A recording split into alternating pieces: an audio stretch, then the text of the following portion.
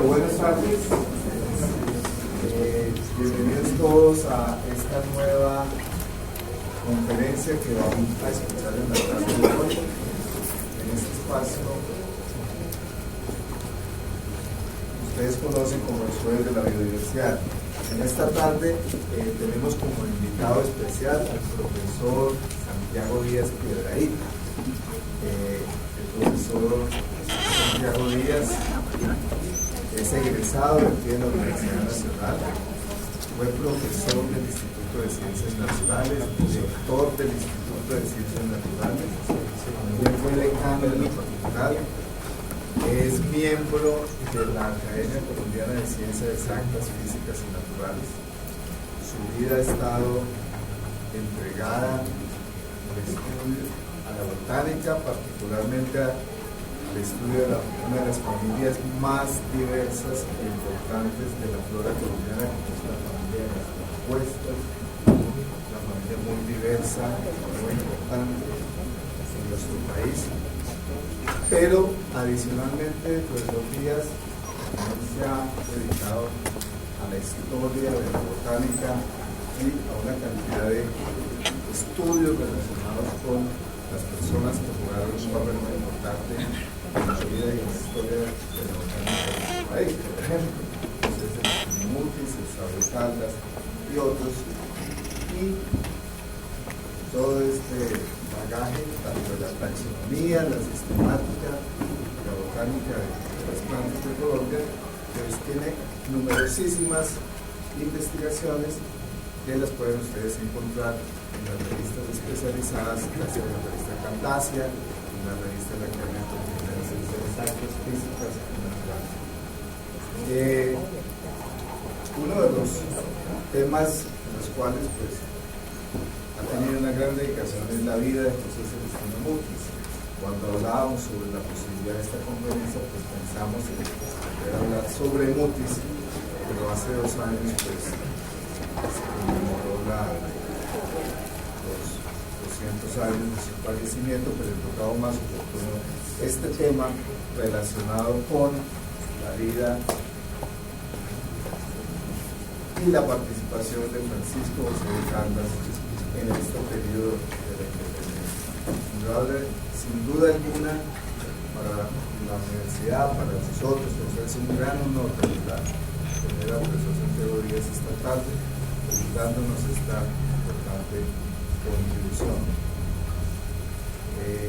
Al final, como es costumbre, daremos paso a algunas preguntas y para poder empezar, pues queríamos pedirle a todos ustedes que coloquen sus celulares en modo silencioso o los apaguen para no interrumpir la conferencia.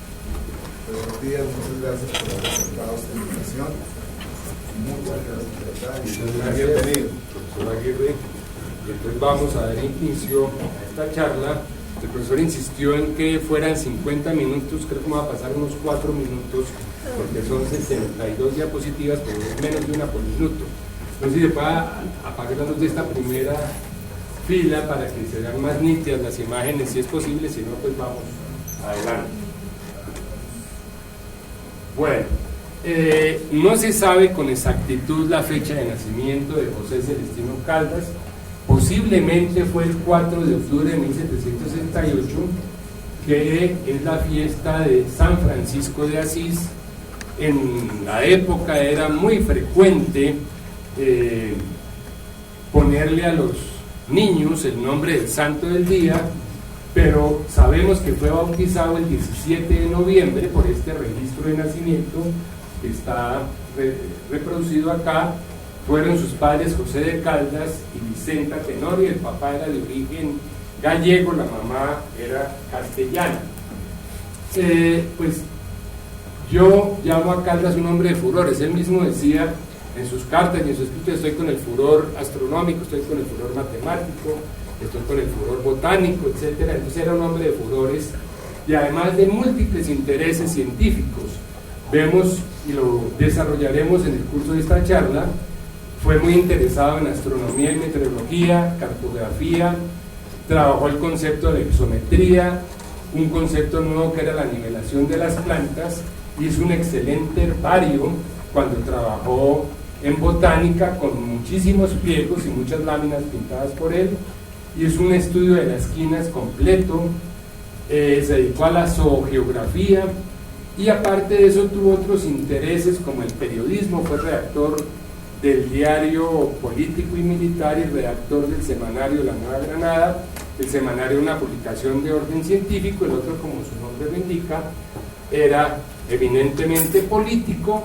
Al final de su vida fue activista político, se unió a la causa de la independencia, fue militar y por esos dos últimos puntos fue que lo fusilaron en Bogotá, pero entre los intereses trabajó la arquitectura militar, la maestranza, o sea, la fundición y fabricación de pólvora y fundición de cañones, y se dedicó a la formación de ingenieros cartógrafos. Entonces, por esos motivos fue que lo juzgaron y lo mataron, no por ser científico, sino por estar complotando. En cuanto a su infancia y educación, pues la primera infancia no hay datos, pero debió aprender a leer y escribir en su casa.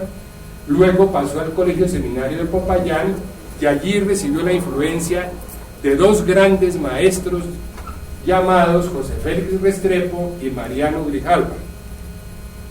Fuera de eso, al ser expropiados por Carlos III los bienes de los jesuitas, ese colegio seminario pues se lo encargaron a Restrepo, y Restrepo lo convirtió en una especie de universidad y desde sus aulas impartió una excelente educación a quienes estudiaron allí. Entre esa minoría selecta de personas que tuvieron acceso a ese colegio pues está Joaquín Mosquera y Figueroa, Camilo Torres y Tenorio, el autor del Memorial de Agravios, Santiago Arroyo, que era primo de Caldas, intelectual, Francisco Antonio Sea, que más tarde fue director del Jardín Botánico de Madrid, Francisco José de Caldas y José María Cabal, primer químico que hubo en este país y que también fue fusilado, obviamente no por químico sino por complotador.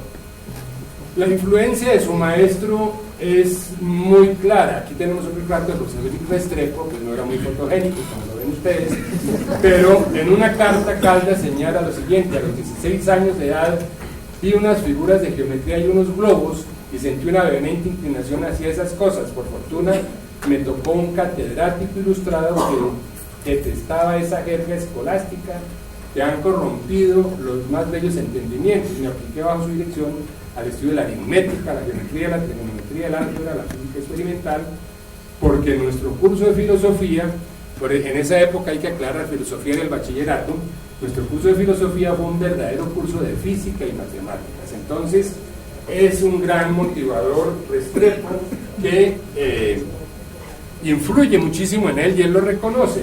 Sin embargo, cuando Humboldt, Bonpland y Kuhn le dedican el género Restrepia a José Félix Restrepo, a Caldas le molesta y escribe esto, dice: Restrepo ha hecho mucho bien a Popayán, lo conozco, pero merece ponerse a hablar de Jussieu. No nos deslumbremos, ellos han sido grandes porque nosotros éramos pequeños. Restrepo tiene un alma grande pero envejecida en los primeros principios, no ha dado un paso y creo que al fin de cada curso está al nivel de sus discípulos. En realidad, esta última frase es muy diciente: un buen maestro es aquel a quien superan sus discípulos. Entonces, si los discípulos resultaban mejores que el profesor, era que había sido un muy buen profesor.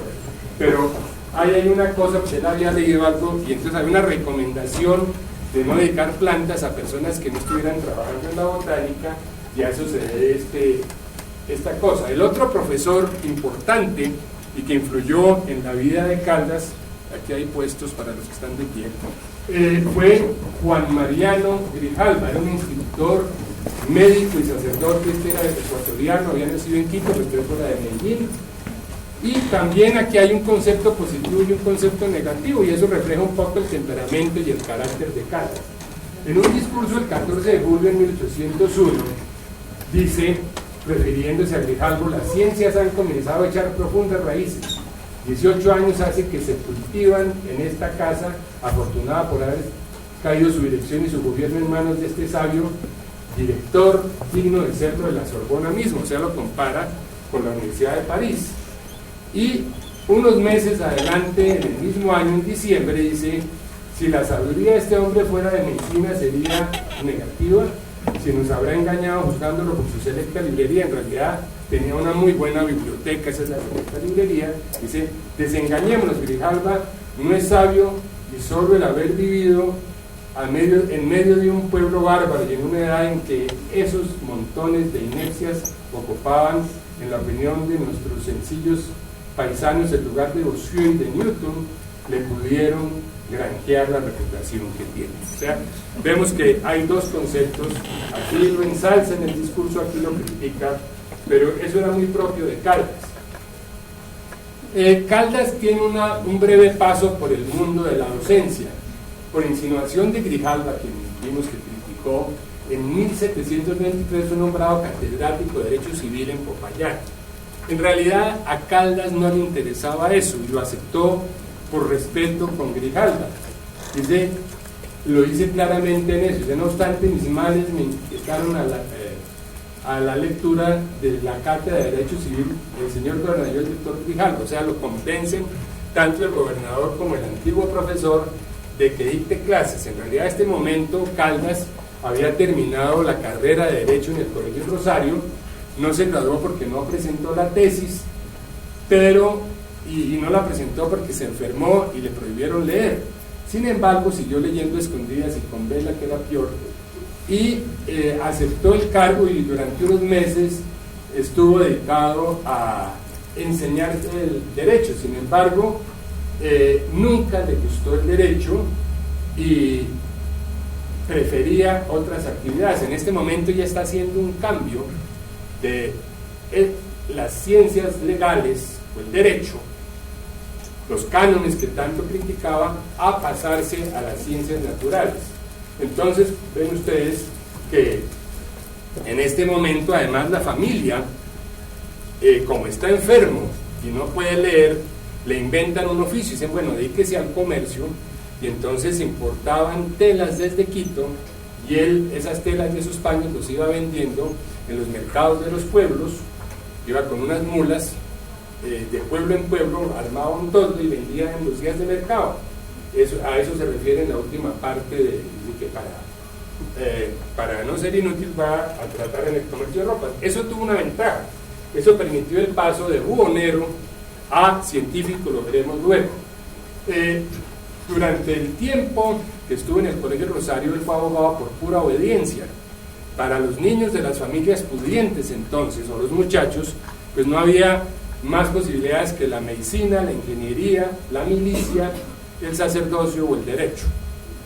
Él en ese momento no tenía ningún interés en la milicia, no tenía vocación de médico, los estudios de medicina estaban totalmente desorganizados, y entonces le dicen váyase a Bogotá a estudiar Derecho, y acepta y se viene a estudiar Derecho, pero deja repetidos testimonios de que esos años que pasó en el Colegio del Rosario fueron los más inútiles de su vida, y ahí lo vemos que dice que estaba horrorizado de tener que leer Vinios, Digestos y Murillos, o sea, los textos famosos de Derecho de esa época, y nunca fue el buen jurisconsulto, y él mismo dice, no nací para abogado, y las matemáticas, la física, la historia natural, las bellas artes no permiten en mí otra ocupación. O sea, ya estaba pensando en ser naturalista y no abogado. Entonces considera que fueron unos años perdidos y que él no había nacido para jurisconsulto.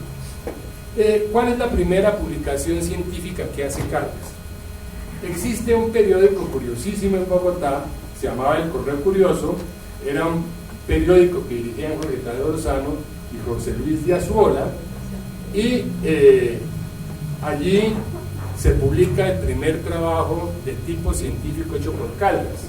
Resulta que en Bogotá existían muchísimos barómetros. A Humboldt le asombra que cuando llega a Bogotá dice, es la ciudad donde he visto más barómetros, pero parece que pocos los sabían usar o estaban descalibrados, y Caldas se da cuenta que están descalibrados y hace un trabajo que se llama Observaciones sobre la verdadera altura del Cerro de Guadalupe que domina esta ciudad. Entonces va y mide el cerro con su barómetro bien calibrado y compara sus medidas con las de otras personas, incluido Mutis y otros viajeros que habían hecho medidas, y dice la altura es esta y es por esto y esto y esto.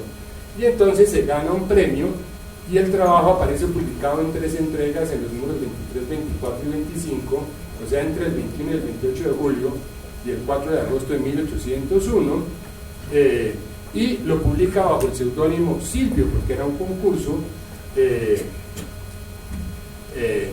cerrado, donde cada quien concursaba bajo un seudónimo y él lo ganó limpiamente.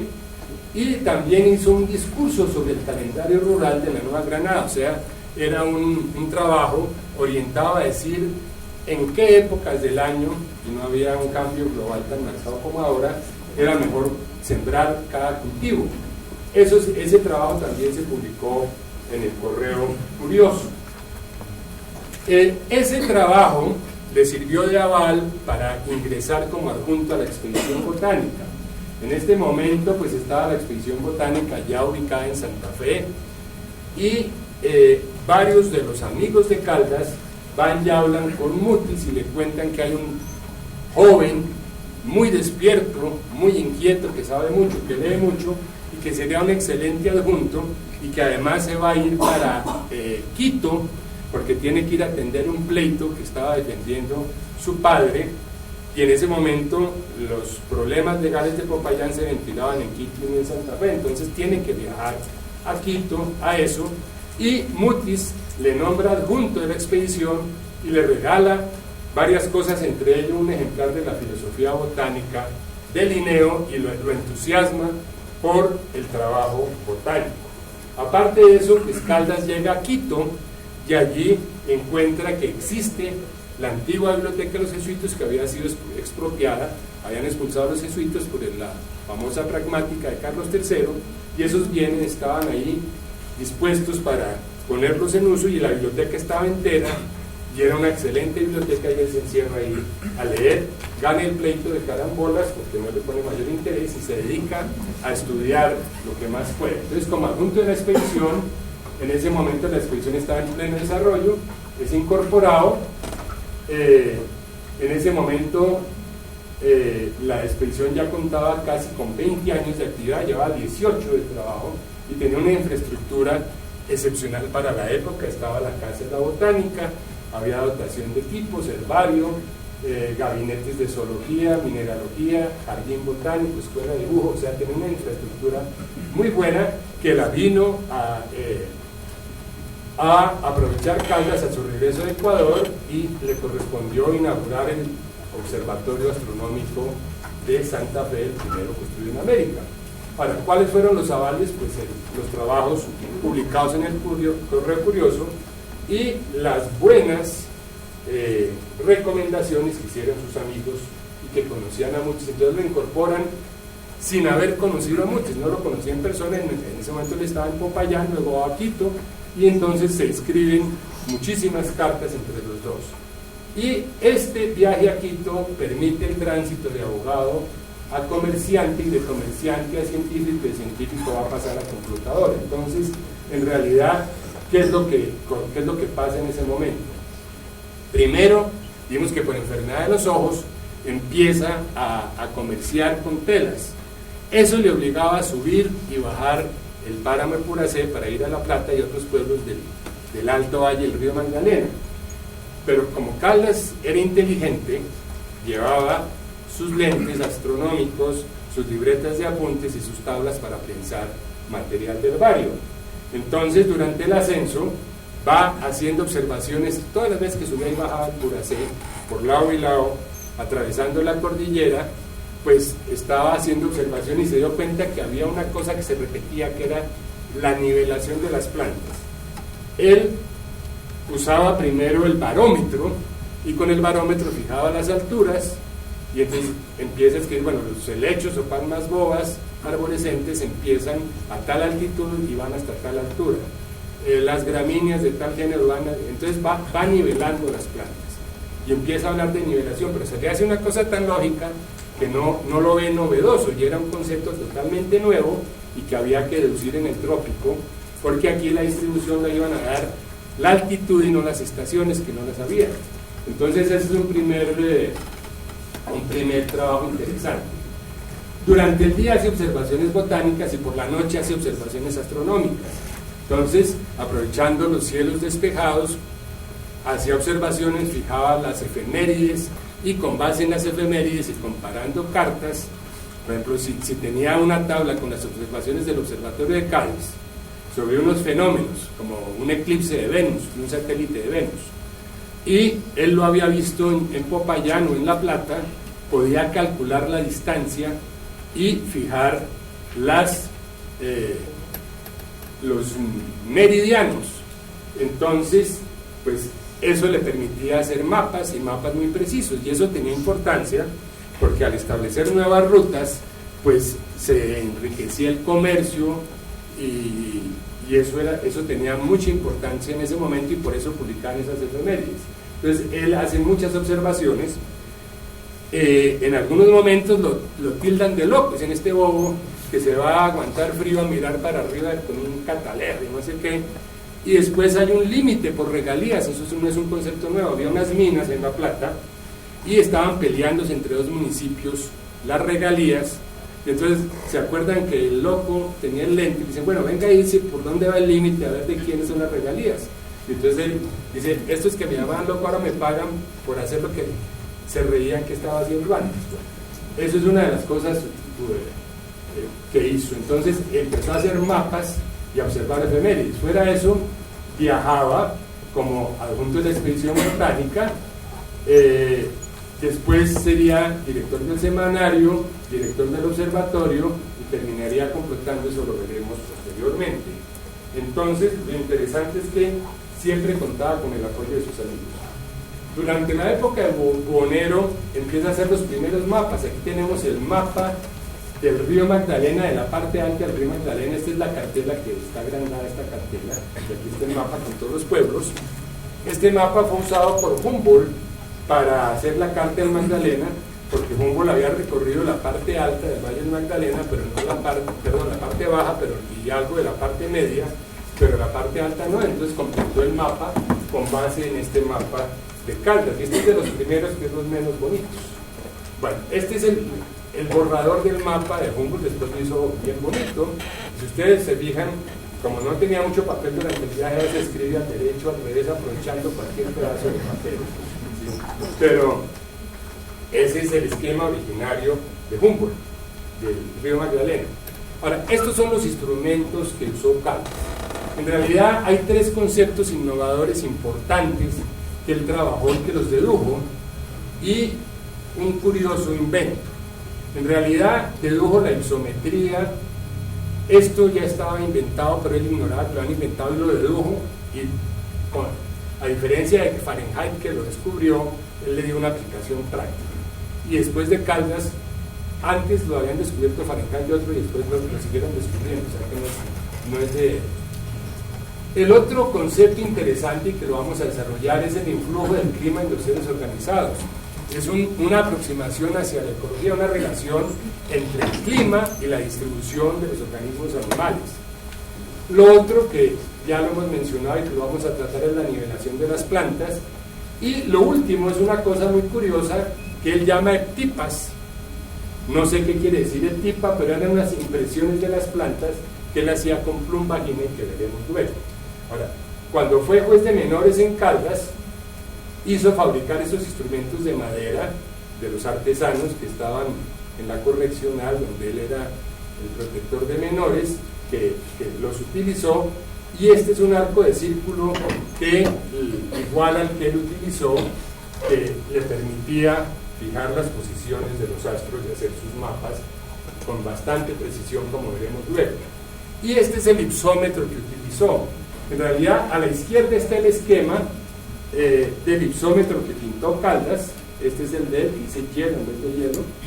Este es un ipsómetro, y este es el instrumento que él utilizó, como lo utilizó, y aquí están las ecuaciones de corrección.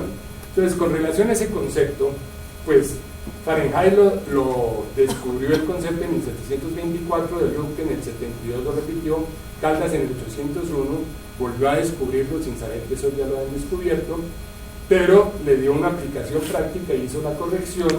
Luego Belloni en el 5, Wollaston y Regnault en el 45, o sea que está más hacia la mitad superior. Además, al utilizarlo dedujo la tensión de vapor, porque cuando había viento decía pasa el viento y se me bajan 2 líneas el termómetro, entonces aquí hay algo, y hace la ecuación de la tensión de vapor. Pero lo interesante es que, ¿cómo llegó a eso? Recordemos que las alturas se medían con el barómetro.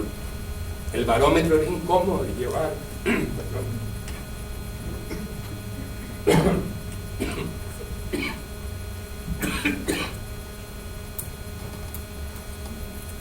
El barómetro era muy... Disculpe.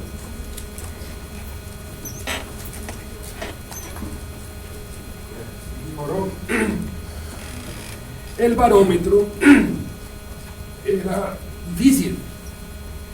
En el páramo de Puracé, un día se le rompe el barómetro.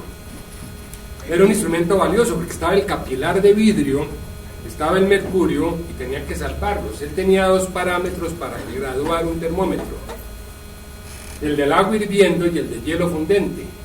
Entonces aprovecha, recoge el mercurio, rellena el vidrio, lo sella y lo calibra con esos 2 puntos, el del hielo fundente y el del agua hirviendo, y entonces tiene esos 2 parámetros para graduar el termómetro, y deduce que hirviendo agua y midiendo eso y aplicando esta ecuación puede medir las alturas. Entonces hace un nuevo método de medir las alturas, que aquí tenemos el borrador que lo fecha en Quito en 1812, ensayo en una memoria sobre un método nuevo de medir por medio del termómetro las montañas. Ese trabajo lo va a publicar Joaquín Acosta, el coronel Acosta, un importante geógrafo colombiano, en 1819, ya después de muerto Caldas. Pero aquí está el original y la publicación. Entonces, eso está basado en dexometría, que le da una aplicación práctica. Joaquín Acosta, que es el que está en ese retrato, publicó la memoria que la tomó del semanario y publicó todo el semanario completo luego en Europa en forma de libro. Aquí está la introducción de ese libro, que es un poco antiguo. Bueno, la isometría y la altura de las montañas pues son una cosa que ocupa mucho tiempo y muchas energías de Caldas, y en el apéndice de esa memoria pone esto, que pues, es la fecha de 1800, dice: no quiero perder la brillante ocasión de comparar mis miserables instrumentos con los del señor Barón de Humboldt, y hacer lo mismo con las observaciones. O sea, él no tenía pares académicos, no tenía con quién comparar, con quién discutir. Entonces, hombre, va a venir Humboldt, la oportunidad de ver las cosas, y está pendiente de la llegada de Humboldt, y desde que Humboldt está en Cartagena le escribe Pombo desde allá: mire, llegó el Barón, que es un viajero importante alemán y tal, y trae tales instrumentos y trae tales libros, y entonces le va siguiendo el viaje paso a paso, y sabe que va a pasar por Popayán, y le escribe al papá y le dice: mire, muéstrele tales cosas, pero otras no se las muestre por si acaso. Sin embargo, el papá le mostró todo, estaba muy orgulloso de lo que hacía su hijo, y hubo 2 sorprendidos. Se sorprendió Humboldt de ver lo que estaba haciendo Caldas con esos miserables instrumentos, y se sorprendió Caldas de lo que estaba haciendo Humboldt. Ambos tienen un paralelismo impresionante, son coetáneos, se llevaban unos meses de edad, pero ambos al referirse dice el joven Humboldt, dice el joven Caldas, y eran de la misma edad. Trabajaban los mismos temas, tenían personalidades parecidas y eran mentes sobresalientes que estaban por encima de los demás. Ahora, la duda es quién le enseñó a quién y si alguien le copió al otro. Yo honestamente creo que ninguno se enseñó, compararon resultados. Caldas lo único que descubrió era que lo que él no le daba importancia, el otro sí se la daba, y que lo que él estaba haciendo era importante, porque él creía que si lo había visto y lo había deducido tan fácil, pues eso era, como dicen ahora, bola. Y el otro que traía unos conceptos dice: y este se me está adelantando, ¿qué hacemos? Entonces, lo interesante es que hoy se habla mucho del centro y la periferia. En este momento el centro podía ser Quito o Popayán, donde estaba Caldas, y la periferia podía ser Humboldt, y no al revés. De todos modos, al comienzo son muy amigos, luego tienen unas diferencias, después vuelven a escribirse y después se olvidan el uno del otro, pero comparten unos meses en Quito y ahí es donde van a comparar. Ahora, ¿cómo es que surge el interés de la cartografía? Hoy día el glaciar del Nevado del Tolima cada vez está más chiquito, aquí no estaba tan chiquito, ahorita está más, y en verano pues sube más, en invierno baja un poquito, pero se ha achicado, pero miren, compárenlo acá. Aquí se veían desde la plaza de San Victorino, Ruiz, Santa Isabel, Cisne, etcétera, y Tolima. Eso se veía en cualquier día despejado, que eran muchos, desde el plano no había que subir, y a lo largo del ascenso a la sabana de Bogotá, desde el río Magdalena, desde todos los puntos se veía y desde el río se veían los nevados. Eso le llamó mucho la atención a Humboldt, como en pleno centro tropical, o sea, muy cerca de la línea ecuatorial, casi equidistante entre los dos trópicos, cómo había nevados tan grandes. Eso era una rareza para Humboldt. Caldas pues también eran puntos de referencia, porque en las observaciones astronómicas siempre calibraban los instrumentos con el Nevado del Tolima de día o de noche, era más fácil de noche, pero de día también lo podían calibrar, fijaban un punto y eso permitía la calibración. Entonces el Nevado del Tolima se convierte en una referencia geográfica porque es un punto fijo predeterminado para calibrar las cosas. Después volvemos a ocuparnos de Humboldt, entonces vamos al viaje de Caldas, que vimos que había ganado el pleito, pero entonces está metido de lleno en la historia natural y alcanza a hacer una serie de observaciones hacia Ibarra, en el norte de Ecuador, cuando le dicen, bueno, ya va a llegar Humboldt, entonces se va a buscarlo a la frontera, o sea, se sube hasta acá. Él estaba en Ibarra y sube hasta Tulcán, y allí se encuentra con Humboldt y se le pega durante todo el viaje, y luego está compartiendo con ellos cerca a Quito, en la hacienda de Chillo, más o menos 3 meses, y se le ocurre que se va a unir al viaje de Humboldt, y por eso después vienen las diferencias, porque Humboldt estaba gastándose la herencia que había recibido de su madre, que era una herencia muy cuantiosa, era un viaje, como dirían, autofinanciado, no tenía que darle cuenta a nadie, aunque el patrimonio intelectual se lo había dado la Academia Francesa y había obtenido un permiso generosísimo por parte de la corte española, donde había influido mucho Mariano Luis de Urquijo y el primer secretario del rey. Le habían dado un permiso amplísimo para colectar, tomar dibujos, tomar muestras de lo que quisiera, animales, plantas, minerales, etc. Y las autoridades tenían que darle apoyo a lo largo del recorrido. Entonces Caldas ya había hecho unos trabajos, ya que están discriminados por años los sitios donde había trabajado y donde siguió trabajando hasta el año 5, y allá están referidos en el mapa. Entonces él hace un gran trabajo en Ecuador. Antes había hecho un viaje de Popayán a Bogotá cuando fue estudiante, y luego hizo un segundo viaje, y el resto pues está moviéndose entre La Plata, Popayán cuando era bubonero, y al final pues se va a escapar hacia Antioquia y luego lo van a apresar en Popayán, lo traen a Santa Fe y lo fusilan. Pero el trabajo naturalístico serio fue en Ecuador. Entonces allí, como adjunto de la expedición, recorrió lo que se llamaba la presidencia de Quito, realizando tareas sobre todo botánicas y cartográficas, siempre alrededor del concepto de la nivelación y con un interés muy marcado en las quinas, porque las quinas eran el único remedio conocido en la época para combatir las fiebres. Hoy el editorial del Tiempo hablaba de que todavía estaba lejos el problema de la fiebre amarilla y del paludismo, que no hay vacuna, y aquí tampoco había vacuna, pero en esa época el polvo de corteza quina funcionaba mejor. Y entonces ese era un renglón económico importante. Mutis de hecho fue encargado del estanco de quinas, y a eso tuvo buenas ganancias, y con eso construyó el observatorio astronómico.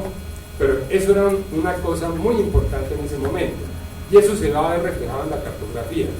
Por lealtad a Mutis hizo una cosa muy curiosa. Hay un momento en que llegan 2 delegados de la expedición de Ruiz y Pavón, que estaban en Perú, que eran Tafalla y Manzanilla, Y él dice, mire, estos tipos vinieron a meter la hoz en terreno ajeno, no tienen que hacer aquí, esto es terreno de Mutis. Entonces ellos le preguntan, bueno, ¿dónde hay quinas? Y entonces en vez de decirles en Loja al sur, dicen, en Ibarra al norte por el camino de Malbucho, y con la esperanza de que los piquen los moscos y se enfermen.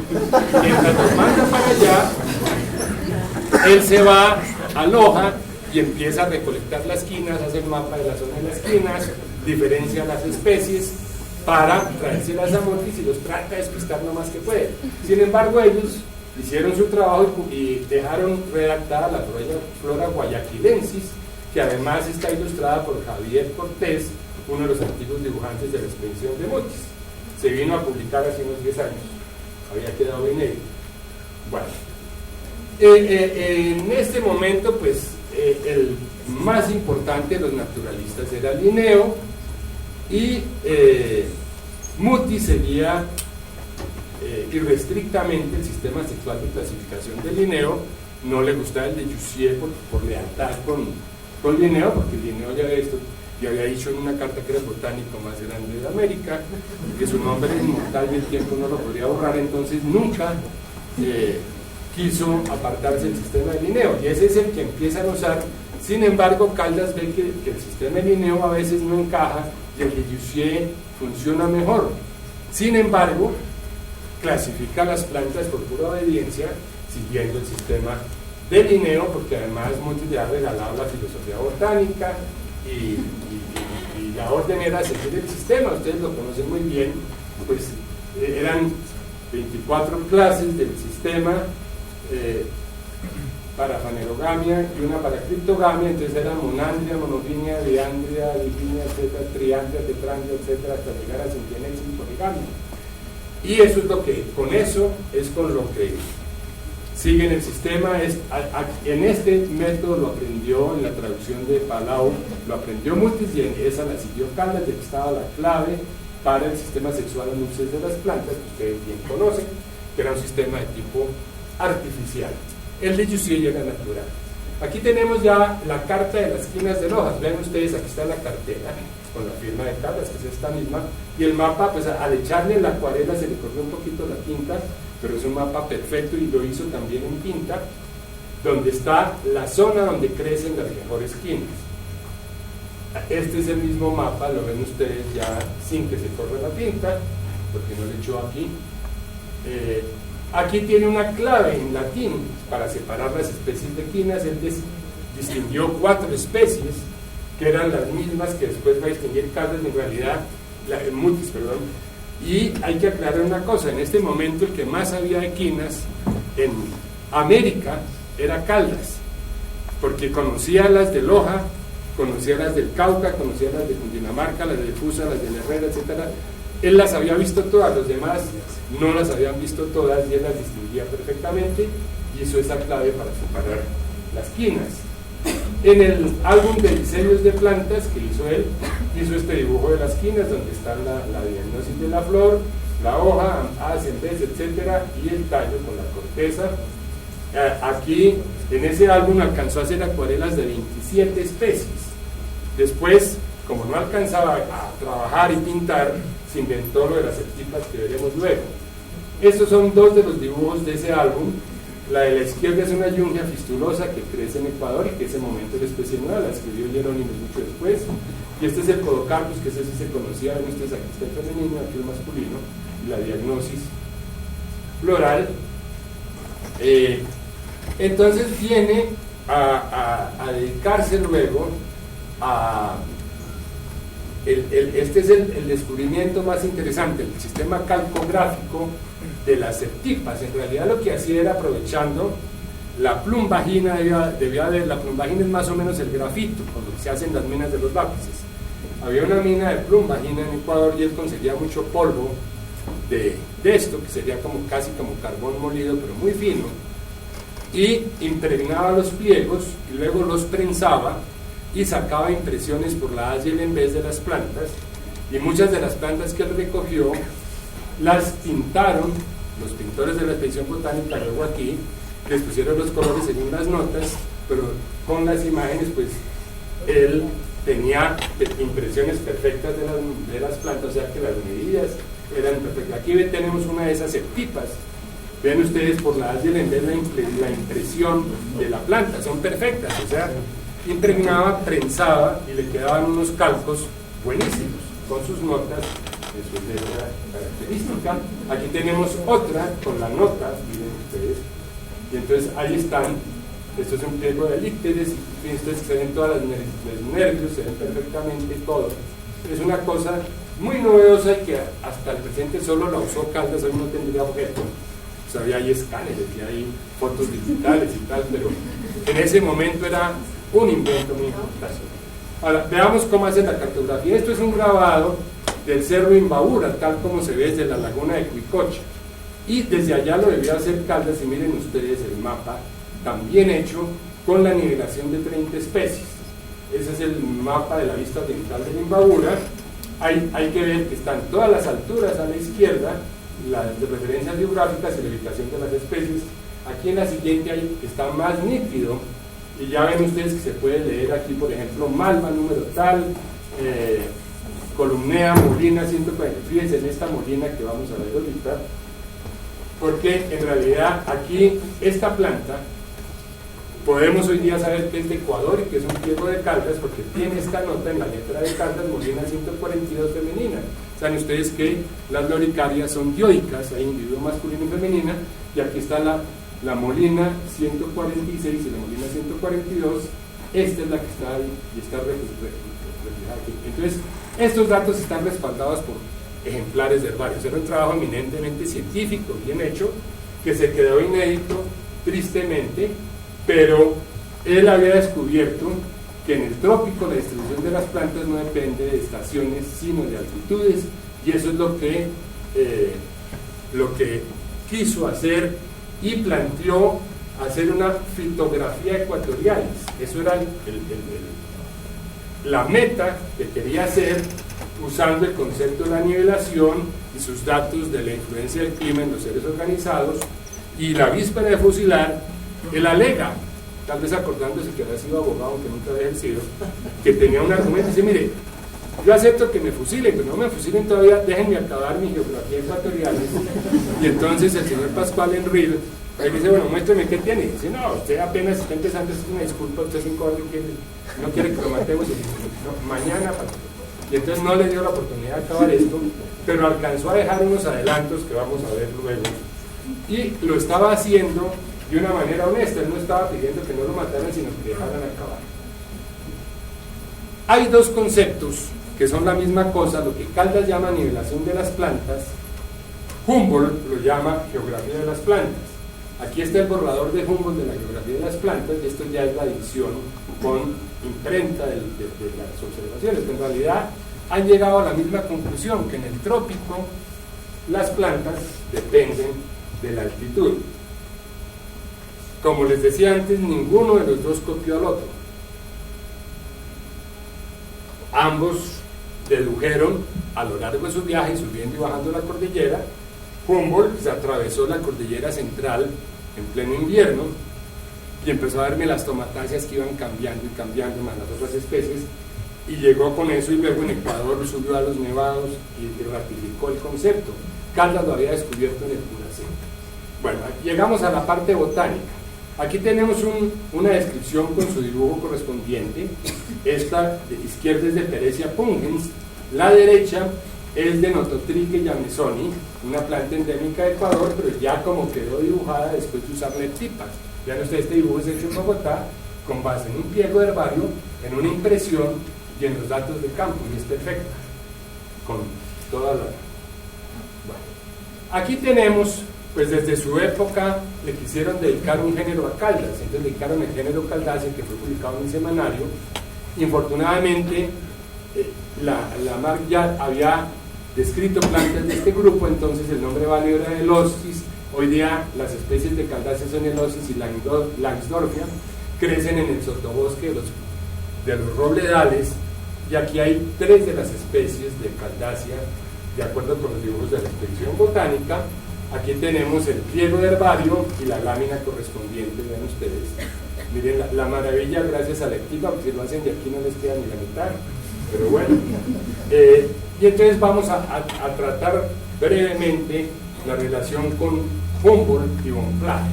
Pues Bonpland fue un buen amigo de Caldas. En la hacienda de Chillo, cerca de Quito, les tocó compartir habitación. Si Caldas hubiese tenido una fotocopiadora o un escáner, habría hecho maravillas, porque traían una muy buena biblioteca, traían apuntes y traían bastante del herbario, lo que han ido haciendo en Colombia, porque las plantas de Venezuela ya les han remitido a través de La Habana. Pero entonces, en esos días, Caldas hace un curso intensivo de botánica con Bonpland. Bonpland era médico, pero especializado en botánica, y entonces le enseña, le presta libros, le mejora la tecnología botánica, cómo pensar mejor, cómo tomar mejores notas, y le va dando conceptos de órdenes. Recordemos que en ese momento todavía el concepto de familia no existe. Hay órdenes, géneros y especies. Y los géneros hay que meterlos en el sistema, pero el concepto de familia no se maneja todavía. Pero entonces, después de esos 3 meses, Caldas está filudito en botánica, gracias a Bonpland, que es este caballero. Y es cuando, pero aparte de eso, como tenía otros intereses, entonces le presta, por ejemplo, la anatomía de Cuvier y empieza a copiar, a tomar notas y a hacer dibujos. Entonces aprovechó al máximo esa ayuda, que a la hora de la verdad fue incalculable, porque aprendió muchísimo. Aquí tenemos, por ejemplo, los dibujos de Cuvier y las notas de Caldas. Fíjense ustedes, ¿a qué horas en 3 meses hizo todas estas cosas? Aquí otro ejemplo, el dibujo de la anatomía de Cuvier y los apuntes de Caldas. Y esto es todo de zoología. Entonces él pasaba, yo creo que la noche en vela, tomando apuntes, leyendo, escribiendo y haciendo apuntes que utilizó después en los mapas. Llegamos ya al punto de los mapas bibliográficos. Él maneja mucho ese concepto de bibliografía, y desde 1726, cuando hizo la medición de Guadalupe, tomó notas dando preponderancia a las plantas útiles, porque era lo importante en esa época, y esas observaciones las fue complementando con datos durante sus viajes, sobre todo los de Quito, y dejó entre los mapas que se conservan 4 perfiles o cortes, lo que llamarían hoy transectos, una palabra que en realidad es incorrecta, pero son cortes o perfiles, desde Guadalupe hasta Quito, hasta el Panecillo, que es el cerro tutelar de Quito, cuya latitud fue fijada en 1460 toesas. Esos mapas llevan este título: nivelación de algunas plantas que cultivamos en las cercanías del Ecuador, conforme a las ordenaciones barométricas que van desde este año hasta 1802, por Francisco de Eta, que las dedica al señor Mutis y a José Ignacio de Pombo, que eran sus amigos y protectores. Pombo era el que le ha hecho, llegó aquí Humboldt, la Cartagena. Bueno, miren uno de estos mapas. Entonces, aquí en realidad no está completo, pero fíjense ustedes, la longitud, y aquí continúa, ¿sí? la otra parte. Entonces están las cordilleras con las nivelaciones, y aquí tenemos la cartela, Carta del Camino de Malbuchos. Este es otro mapa que vamos a ver. Esto es un camino que iba más o menos de Ibarra hasta donde está hoy día Esmeraldas, en Ecuador. Aquí tenemos la parte final del mapa, pero lo interesante es que hay cantidades de anotaciones con datos bibliográficos de plantas y de animales. En esta región hay tales animales, aquí hay tales plantas, o sea, esos son los datos que había ido tomando para su famosa biogeografía del Ecuador, de la zona ecuatorial, porque no era la presidencia de Quito, sino todo lo que quedaba al norte del Ecuador era lo que estaba al norte de Quito, que era la línea ecuatorial que conocemos hoy. Entonces él estaba tomando datos. Aquí hay otro mapa donde en esta cartela consigna montones de datos de plantas y animales, y a su vez aquí va citando en los puntos algunos animales y algunas plantas, y aquí están las alturas correspondientes. O sea, vemos que era un trabajador meticuloso, y estos son partes de los mapas de la cordillera de Ecuador, desde donde está Villa Tulcán hasta abajo de Loja. Entonces unos mapas, son 16 mapas que se continúan uno con otro, sin colorear y con colorear, y estos cuadros corresponden a la zona de distribución de las especies. Aquí tenemos uno un poco más completo, donde ven ustedes cómo está representado todo. Estos mapas los ayudaron a pintar y a colorear los pintores de la expedición botánica, después de la muerte de Mutis, ya hacia 1810, 1811, cuando ya se interrumpió en el 12 la expedición. Entonces hay cartas que dicen nos pusieron a pintar mapas, estos son partes de esos mapas que estaban pintando los pintores en ese momento. Ahora, aquí hay un pequeño reencuentro de Caldas con la docencia. En un momento dado fue profesor de Lino de Pombo en el Colegio del Rosario. Allí, según Lino de Pombo, que hizo una biografía de su maestro, pronunció el discurso más corto, y los colombianos que estamos dados a hablar mucho, aquí está el ejemplo del discurso más corto. El discurso fue: señores, el ángulo al centro es duplo del ángulo a la periferia. Ese fue todo el discurso y lo dejó pensando. Eso lo cita Lino de Pombo en su biografía, se llama José de Caldas, biografía del sabio. Es un discurso cortísimo, y esta es una memoria que presentó Lino de Pombo bajo la dirección de Caldas en un evento de matemáticas. Es bastante larga, a diferencia del discurso, que es muy breve. Bueno, el matrimonio de Caldas es una cosa muy curiosa. La personalidad de Caldas era rara. Él era raro. De pronto, su amigo y primo Santiago Arroyo queda viudo y vuelve a casarse. Caldas tenía como 31 años en ese momento, en esa época se casaban muy jóvenes. Y de pronto dice: oiga, si Santiago, que es tan inteligente, se casó por segunda vez, es que el matrimonio debe ser bueno.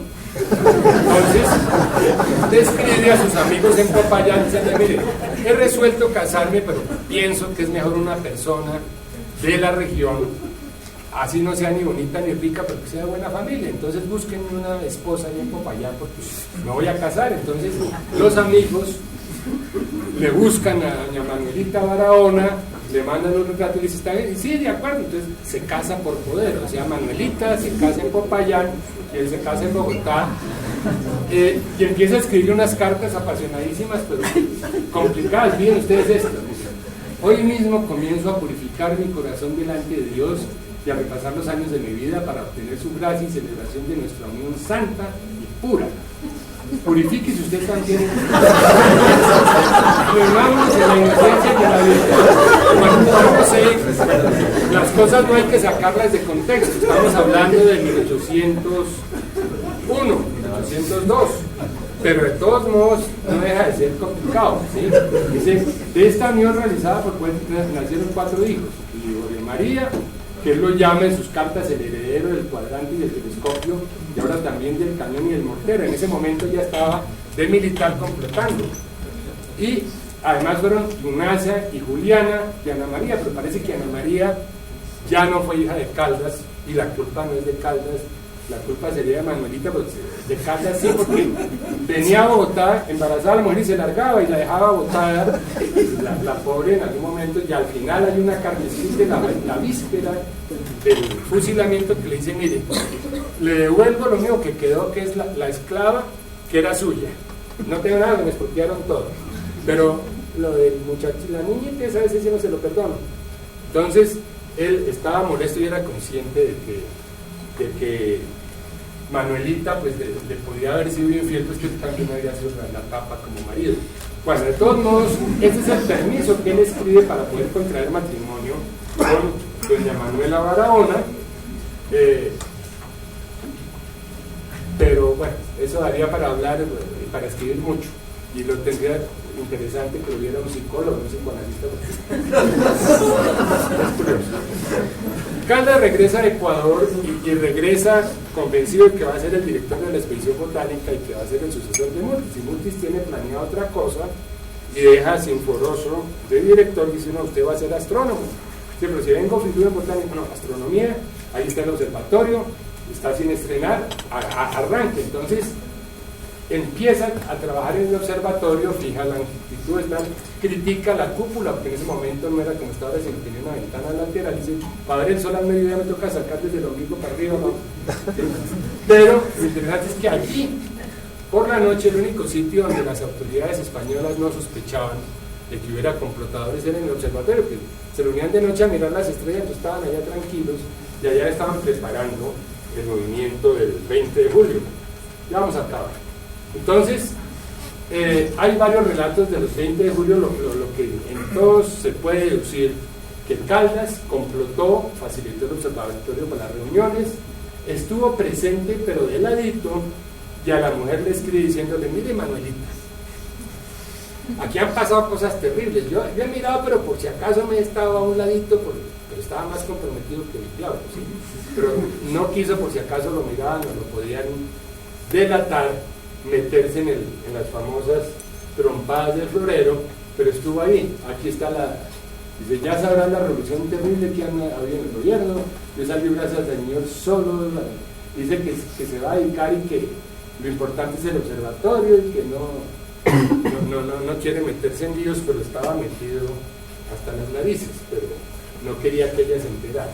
Ahora, una vez que triunfa la revolución, pues él ya toma partido, entonces junto con Joaquín Camacho los encargan de redactar el Diario Político y Militar. El Diario Político y Militar era un periódico curiosísimo porque no era diario, salía casi que semanal o 2 veces por semana, se llamaba diario, y sustituyó a lo que se llamaba La Constitución Feliz, que salió muy poco porque no les gustó a los líderes. Entonces este Diario Político y Militar era para relatar lo que estaba pasando en Bogotá y que las provincias del nuevo reino se enteraran de lo que estaba pasando y tener el apoyo popular de todo el país. Entonces ahí empieza a escribir unos editoriales muy definidos, allá sin ninguna timidez, y esto se lo cobraron luego.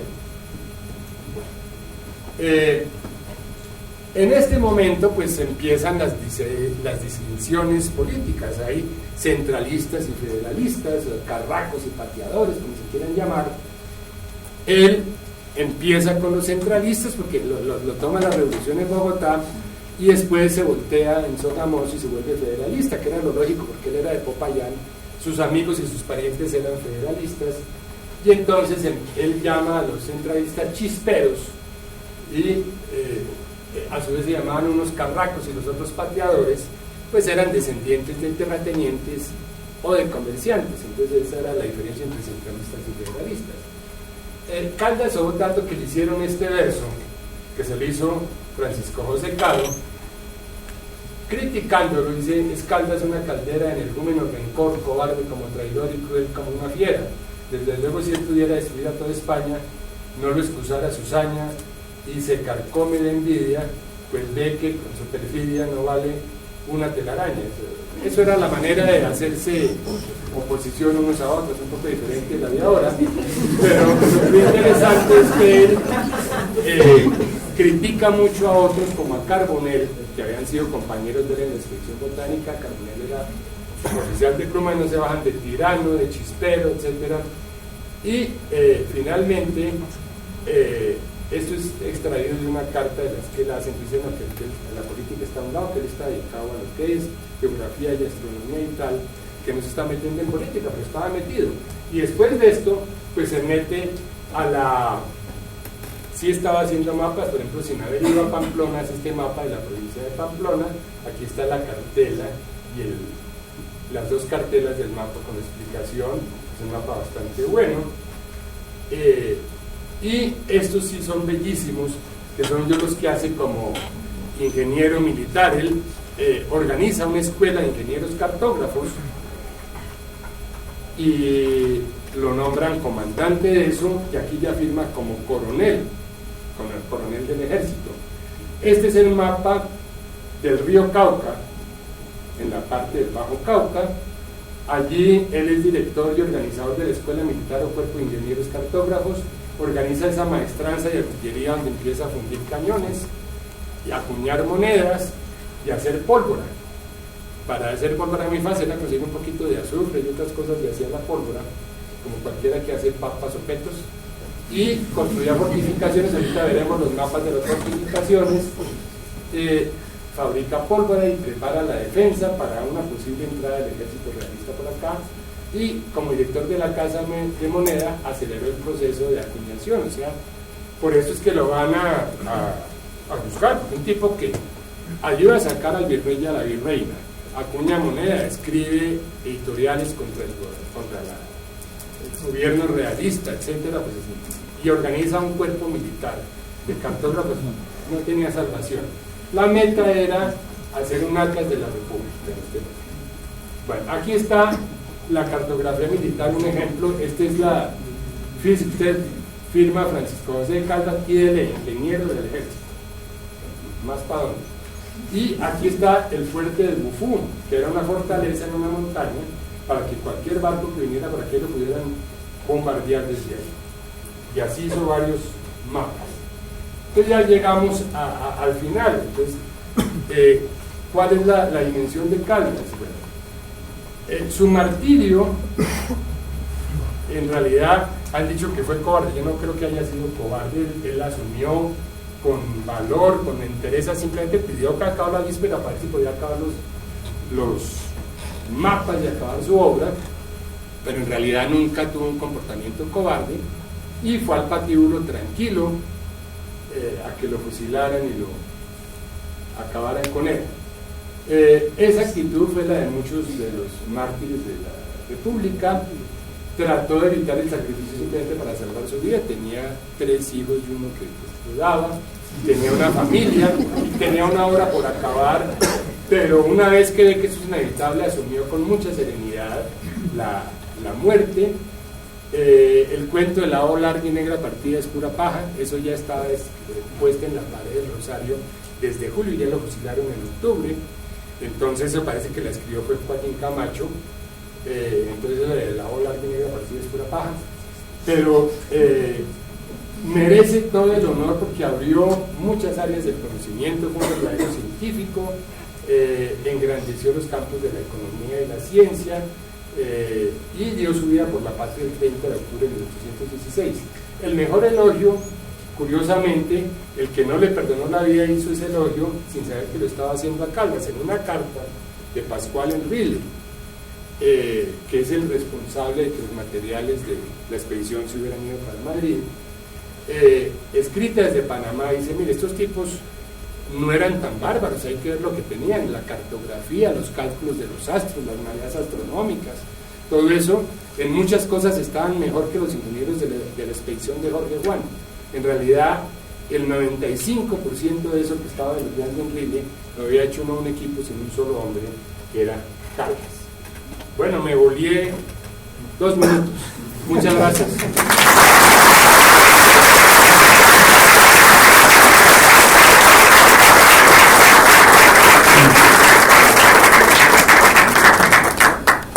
Profesor Santiago Díaz, muchas gracias por esta interesantísima conferencia. Se han podido dar cuenta de lo versado que es el profesor Díaz.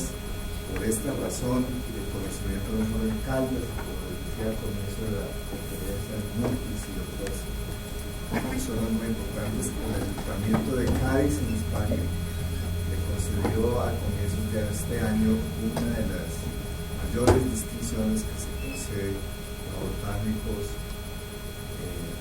mundiales dedicados a este tipo de investigaciones, además de su larga trayectoria en el estudio de la flora de nuestro país. Gracias, Santiago, felicitaciones de nuevo por ese honor que usted recibió a comienzos de este año. No sé si hay espacio para preguntas, con mucho gusto. Sí, podemos ahorita pasar a las preguntas, unas 3 preguntas, ¿quién quiere hacerlo? Aquí tenemos la primera. Lindísimo. Mucha de esta obra de la expedición botánica fue como compilada por el Tribunal ese de Secuestros y Maldad de España, ¿cierto? No, en realidad lo que pasó fue lo siguiente.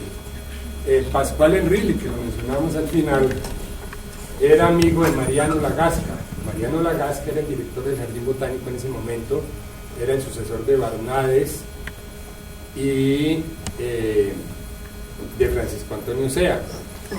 Entonces, cuando Sea, por afrancesar, le tocó huir de Madrid, quedó de director del jardín este caballero, y entonces le dijo: oiga, usted que va con la expedición de reconquista a la Nueva Granada, aquí no tenemos nada de ese célebre Mutis, todo está allá, esos bárbaros se van a quedar con eso, vaya, rescate. Y eso es lo que le permite entender por qué esa amistad con Lagasca permite que Enrile llegue y apenas llega a Bogotá, pero dice: ¿dónde está la Casa de la Botánica? ¿Dónde está la expedición? ¿Qué militar llega a preguntar por botánicos? ¿Dónde está el archivo, la plata, la pólvora? Que no, las matas y los animales. Y entonces ponen a Sinforoso Mutis, que era el director, que estaba preso en el Colegio de San Bartolomé. Todos los días los levantaban a las 6 de la mañana y de 6 a 1 tenían que empacar. Y él va empacando todo y en 16 días empacan todos los materiales y los mandan a España. Pero fue el interés y la amistad de Enrile con la Gasca lo que causó eso. En realidad no hubo tribunal. Y en ninguna otra parte llegan a preguntar por matas o por herbarios. ¿Dónde está el polvorino? La Casa de la Moneda, ¿no? Aquí fueron las matas. Y fue por eso. Bueno, entonces la pregunta es la siguiente. Ese material, digamos, del trabajo de Caldas, ¿dónde quedó? No, quedó refundido todo con lo de la expedición. En realidad todo se fue como un solo paquete en 104 cajones, debidamente inventariado, hacía un inventario acá y otro al llegar allá y otro al entregarlo. Entonces todo iba firmado por Sevilla y por la Gasca que recibe, Sevilla que entrega, y todas las hojas del archivo están firmadas, las plantas quedaron en el herbario empacadas, ya no las abrieron, pero los dibujos sí, dijéramos, lo que es de botánica, que en el Jardín Botánico, lo que es de zoología y mineralogía en el Museo de Historia Natural, es lo que está refundido todavía. Entre eso había óleos de animales y óleos de indígenas en su modo natural de vestirse en el inventario, no han aparecido. Lo de botánica sí está todo en el Jardín Botánico. No es lo mismo, ¿dónde están los pliegos de Caldas? Los pliegos de Caldas están todos refundidos. Ahora, infortunadamente, y esto es bueno aclararlo, pues cuando llegaron los materiales, pues hubo mucho interés en saber qué había pasado con eso, cómo era y tal, pero luego pasó el interés. Pavón se llevó unos que le encargaron que los identificara, que ha hecho con Ruiz y Pavón La Flor del Perú, y refundieron unos que se perdieron. Después aparecieron debajo de la cama de él y bueno. El herbario no se tocó, las láminas se guardaron debidamente, los de zoología y geología en el museo, y desde ahí no se sabe nada de ellos. Esos materiales, una vez que pasó el interés, nadie preguntó por ellos. El primero que llega a sacarlos del cajón es Triana. Triana, por su padre, sabía que eso existía, que estaban en Madrid, y por una cosa, no sé si me puede extender un físico, hay una circunstancia curiosísima. Cuando se iba a abrir el canal de Panamá, que esa primera vez no se abrió, el obispo de Panamá era José Telésforo Paul. El ingeniero que iba a hacer el canal y que había hecho una compañía, ya había vendido acciones y quebró, era Lesseps, Terminal Lesseps. Y Lesseps se hizo muy amigo de Telésforo Paul y Holguín, que después fue presidente encargado y fue diplomático, y en ese momento era delegado del gobierno en Panamá. Entonces se hacen muy amigos. Cuando regresó Lesseps a Europa, tuvo un último hijo y se le ocurrió nombrar de padrinos a José Telésforo Paul, obispo de Panamá, y a la reina de España, que estaba la habían sacado por comodidad a París y la tenían en París porque era un poco inquieta, Isabel II. Y entonces Paul le dice a Holguín: mire, usted va de embajador a Londres, yo le pido un favor, en cualquier momento póngase de acuerdo, pase el Canal de la Mancha y va y me represente en el bautizo. Y así se hizo. Y al final del bautizo la reina fue y le dijo: hola, y ahora que fuimos padrinos, ¿qué parentesco queda entre los dos? Le dijo a Holguín, y Holguín, muy diplomático, dijo: lo que su majestad diga, pues. Ella le contestó: pues vamos a ser compadre y comadre. Y la cosa quedó ahí, según cuenta Holguín en las memorias, pero como a los 15 días él me dijo: oye, señor Holguín, que la reina está brava, que usted no ha ido ni a verla, que su comadre y su compadre que vaya. Entonces le mandó unas flores y unos caramelos y fue a visitarla. Y ya dicen que había salido Alfonso XII, no sé si será verdad, pero lo cierto es que ella le dijo: bueno, pídame lo que quiera menos condecoraciones. Y este le dice: mire, no le va a pedir condecoraciones, pero hay un botánico colombiano aquí en París, que es el señor Triana, que nunca le han querido mostrar eso. Ha hecho 2 viajes y no le muestran nada. Permítale que mire eso, ¿no? Délo por hecho. Y efectivamente, este que había pagado abogados y cosas, llega y le dice, no, haga lo que quiera. Y entonces Triana se va y en un lapso admirable y mostrando un conocimiento tremendo, identifica las láminas y las organiza por el sistema de Englich, que era lo último en ese momento. Entonces están todas marcadas de puño y letra y las ordenó de acuerdo con ese sistema. Por eso después le dieron una condecoración que no estaba pidiendo y le dijeron publíquelas, no tenía ni la tecnología ni la plata, entonces no las pudo publicar. Pero esa es la entonces el primero que las desenterró fue Triana y hizo 2 catálogos y los dejó de puño y letra. Al cabo de los años, en el año 1928, otro botánico colombiano, que era el padre Pérez Arbeláez, el fundador de este instituto, estaba estudiando en Alemania su doctorado y escribe: señor director, yo sé que allá hay unas láminas que son de la flora de la Nueva Granada y que sería muy bueno publicar, y yo quiero hacer una flora de Colombia, entonces me van a dar mis vacaciones, estoy terminando mi doctorado, y dice, venga, entonces va, las mira y se le vuelve una obsesión publicarlas, y lo que hace es copiar el catálogo de Triana de las láminas y venir a pelear porque hay que publicar esas láminas. Entonces dura hasta que en el año 52 empieza la publicación. Esa es la historia. Bueno, ya con esa anécdota. Hay como 2 preguntas más. Bueno, se alcanza así. Sí, gracias. Profesor, dado que pues ese material queda un poco así, sobre todo con los climas mezclados con lo de Mutis, y eso es posible que algo de lo que está aquí en Madrid como Mutis sea realmente sí, una mire, de tal. el colofón de eso es que en el año 29 estuvo Killip, el botánico norteamericano, de visita en Madrid, y en esa época la botánica española estaba como en un punto bajo, y él va y les propone el cuento de Aladino, el cambiar lámparas viejas por lámparas nuevas. Pero él dice, mire, ustedes tienen unas colecciones de plantas viejas de Colombia,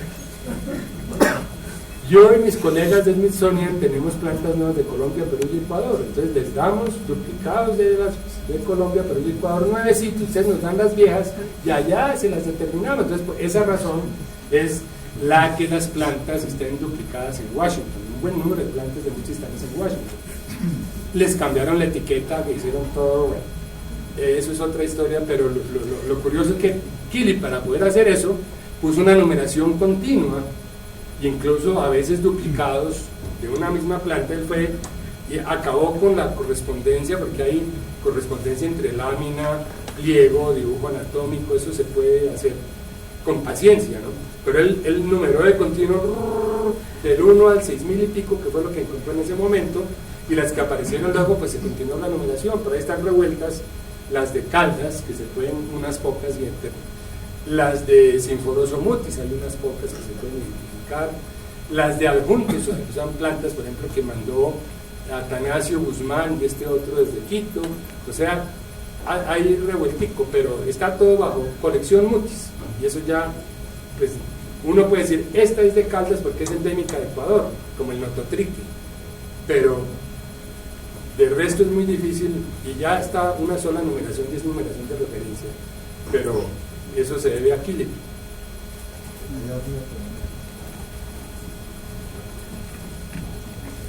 De nuevo, muchas gracias. Pero sí. cuando usted mencionaba que vieron las plantas por la ruta de Cuba, de Sí, es que mire, se entiende que había varias formas de... Sí, mire, curiosamente los manuscritos del material científico, había una norma del gobierno español que se mandaban por 3 conductos, uno era el conducto oficial, otro el mercante y otro el eclesiástico. Entonces mandaban, por si se hundía un barco, lo hundían los ingleses o naufragaba o algo, mandaban lo mismo copiado en 3 barcos. Por ejemplo, la flora de Bordeaux de Cuba, hay como 3 manuscritos distintos, porque los hacían así para que no se perdiera ningún. Y Humboldt sigue esa norma. Entonces todas las plantas que recolectó en Venezuela las empacó en La Habana y las mandó adelante. En el caso de las de Mutis se fueron todas en un solo barco porque iban los 104 cajones en un solo envío, pero lo que eran manuscritos sí los mandaban por separado. Pero los de Fray Diego García también los mandaron por pedazos y por esos conductos. Y la instrucción era que no se fuera a perder, entonces mínimo dos, el comercial o el eclesiástico y el civil.